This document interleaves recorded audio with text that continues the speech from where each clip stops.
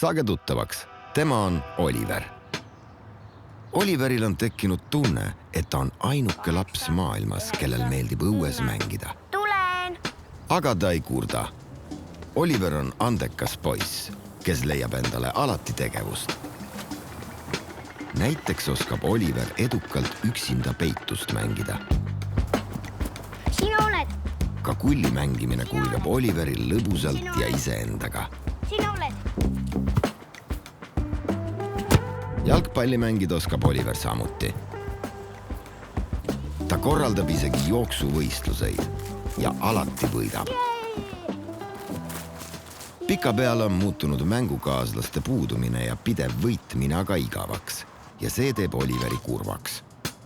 Oliver sooviks mängukaaslast, aga kahjuks on paljudel teistel lastel teised huvid. Eesti lapsed veedavad vabatahtlikult õues vähem aega kui vangid. Oliver ei pea olema viimane hoovilaps. Paneme lapsed taas liikuma. loeliigu.ee